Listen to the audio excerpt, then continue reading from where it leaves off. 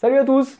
Alors je vous propose de vous retrouver aujourd'hui dans cette vidéo pour parler de géométrie dans l'espace. Donc là pour les terminales en spécialité maths.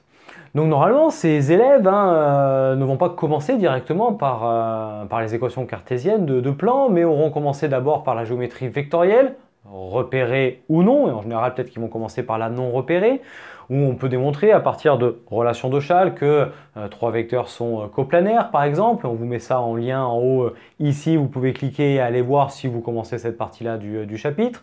Et en description, le reste des exercices types là-dessus pour montrer que des points sont alignés ou ce genre de choses-là.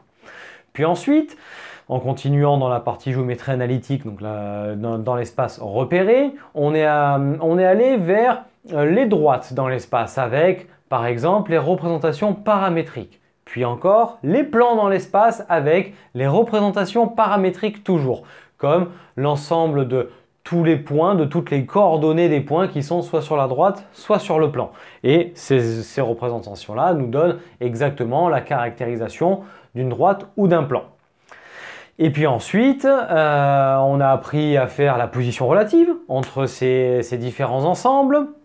Et là, on va revenir sur les plans, après avoir fait un petit retour sur le produit scalaire normalement, on va amener le plan au travers d'une équation cartésienne. Et ça, vous allez voir, c'est beaucoup plus pratique. Souvent, le plan sera sous la forme d'une équation cartésienne et la droite, on gardera la représentation paramétrique.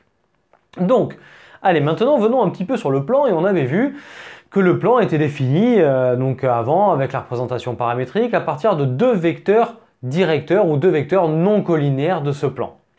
Et bien ici, on va caractériser notre plan à partir d'un vecteur normal, c'est-à-dire à partir d'un vecteur qui est orthogonal à ce plan. Donc si ça, c'est le plan, le vecteur normal à ce plan, c'est un vecteur qui est comme ça, qui est orthogonal en fait à la direction de ce plan.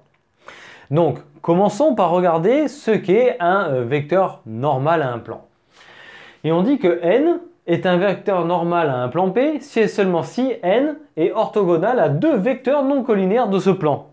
Donc en fait, si le produit scalaire entre n et u et n et v, où e et v sont deux vecteurs non collinéaires de ce plan, vaut 0. Car je vous rappelle que le produit scalaire vaut 0 me caractérise des vecteurs orthogonaux.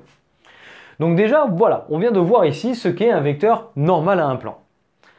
Donc maintenant, on va caractériser notre plan et sa direction à partir d'un vecteur normal, mais un vecteur normal va me mettre une infinité de plans qui sont tous parallèles entre eux. Pour fixer ce plan, il me manque un point. Donc on caractérise le plan à partir d'un vecteur normal et d'un point. Maintenant, on va regarder comment arriver vers une équation de ce plan. Et donc ce plan qui est dessiné ici, à partir de ce vecteur normal n et d'un point A, on va dire qu'il est constitué de tous les points M qui sont dans le plan, mais que vérifie le point M et que vérifient plutôt les points M qui sont sur ce plan? Eh bien, si n est un vecteur normal, il semble assez logique que le vecteur AM, qui lui est dans la direction du plan, eh bien, soit orthogonal à n.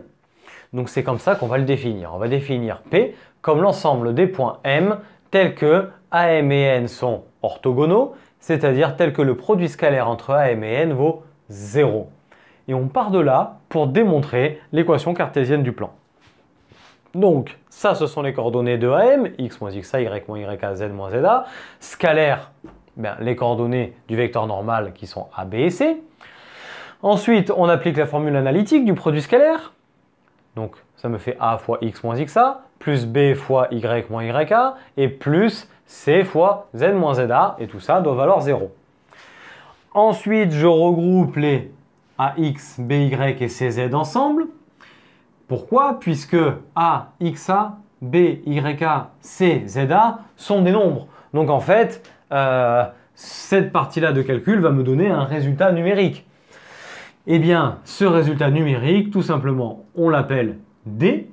Et donc, on obtient maintenant une équation cartésienne du plan P ayant pour vecteur normal ABC qui est de la forme AX plus BY plus CZ plus D égale à 0.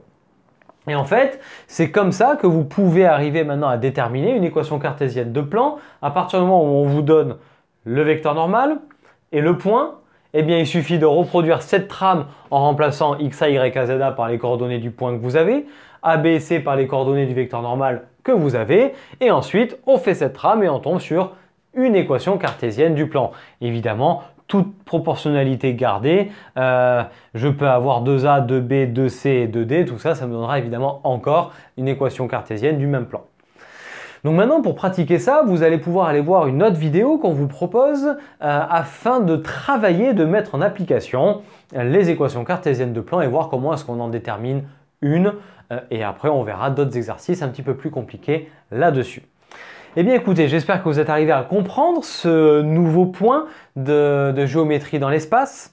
Ensuite va suivre la partie distance d'un point à un plan et pour finir les équations cartésiennes de sphères. Et une fois qu'on aura fait tout ça, la partie géométrie dans l'espace sera aboutie, finie et menée à son terme. Mais j'espère que cette vidéo vous a plu. Si tel est le cas, n'hésitez pas à nous lâcher un petit pouce, à la commenter et à la partager auprès de vos amis. Puis ensuite, venez vous abonner à notre chaîne en activant la cloche et nous suivre sur Internet, sur nos réseaux sociaux Facebook et Instagram. Et d'ici à notre prochaine vidéo, je vous souhaite à tous une très belle journée et je vous dis à très bientôt. Allez, ciao à tous!